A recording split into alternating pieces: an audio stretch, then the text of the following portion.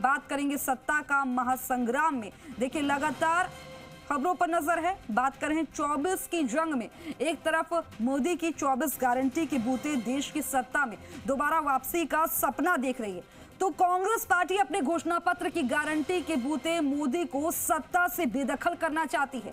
तो आपको ये समझना बेहद जरूरी है कि किसकी गारंटी में कितना दम है। इस पर एक रिपोर्ट तैयार की है, वो आपको दिखाएंगे। ये संकल्प पत्र मोदी की गारंटी है, केवल इधर उधर की बातें हैं। कोई बड़ा काम नहीं किया जो सारे देश के जनता को, युवाओं को, किसानों को उससे लाभ हो। यही सबका साथ सबका विकास का भाव है। 24 का चुनाव है, सत्ता में बरकरार रहने के लिए मोदी की धार जारी है। 400 पार का सपना है और मोदी की 24 के चुनाव में 24 गारंटी का वादा है। मोदी के संकल्प पत्र में सभी उन बातों पर जोर है जो आम लोगों के लिए बेहद जरूरी है, जो देश के विकास के लिए जरूरी है।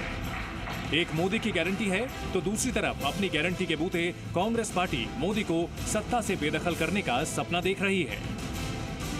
मोदी की गारंटी वर्सेस कांग्रेस की गारंटी, बीजेपी का संकल्प पत्र वर्सेस कांग्रेस का न्याय पत्र, किसकी गारंटी में कितना दम? ये समझने के लिए आपको थोड़ा पीछे जाना होगा, जब कांग्रेस पार्टी ने 24 की सत्ता में वापसी के लिए अपना न्याय पत्र जारी किया था और वादा किया था कि कांग्रेस की गारंटी में सबसे ज्यादा दम है। लेकिन इसके लिए बीजेपी के मुकाबले कांग्रेस के घोषणा पत्र को समझिए। कांग्रेस ने अपने घोषणा पत्र में 5 न्याय और 25 गारंटी दी है, जबकि बीजेपी के संकल्प पत्र में 24 गारंटी दी गई है। कांग्रेस ने 30 लाख पक्की नौकरी का वादा किया है, जबकि बीजेपी ने मुद्रा योजना की सीमा 20 लाख रुपए करने का ऐलान किया है। कांग्रेस ने मनरेगा की मजदूरी 400 रुपए प्रतिदिन करने का वादा किया है, जबकि बीजेपी ने 2029 तक फ्री राशन योजना को बढ़ा दिया है। कांग्रेस ने अपने न्याय पत्र में गरीब महिलाओं को सालाना 1 लाख रुपए देने का वादा किया है, जबकि बीजेपी ने अगले 5 साल में 3 करोड़ लखपति दीदी बनाने का टारगेट रखा है। कांग्रेस ने एमएसपी की कानूनी गारंटी देने का वादा किया है, जबकि बीजेपी ने अपने संकल्प पत्र में एमएसपी में बढ़ोतरी के साथ साथ किसान सम्मान योजना का भी ऐलान किया है। कांग्रेस ने देशवासियों से जाति जनगणना कराने का वादा किया है, जबकि बीजेपी ने देश भर में यूनिफॉर्म सिविल कोड यानी यूसीसी लागू करने का ऐलान किया है। कांग्रेस ने कहा है कि अल्पसंख्यकों के पर्सनल लॉ की आजादी होगी, जबकि बीजेपी ने सीए के तहत लोगों को नागरिकता देने का ऐलान किया है। कांग्रेस ने अपने घोषणा पत्र में 1 नेशन 1 इलेक्शन का विरोध किया है, जबकि बीजेपी ने अपने संकल्प पत्र में 1 नेशन 1 इलेक्शन लागू करने का ऐलान किया है। कांग्रेस ने अपने घोषणा पत्र में कहा है कि ईवीएम से वोटिंग और वीवीपैट पर्ची से मिलान किया जाएगा। वहीं बीजेपी ने सामान्य मतदाता सूची प्रणाली शुरू करने का ऐलान किया है।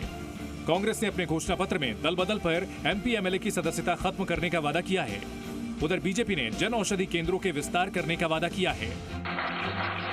कांग्रेस और बीजेपी की गारंटी में किसमें कितना दम है, ये जनता को तय करना है। लोकसभा चुनाव 7 फेज में होना है, जबकि पहले फेज के लिए वोटिंग 19 अप्रैल को होगी। लेकिन जब चुनाव के नतीजे आएंगे तभी तय हो पाएगा कि जनता ने किसकी गारंटी को पसंद किया और किसकी गारंटी को दरकिनार किया। ब्यूरो रिपोर्ट, जी मीडिया।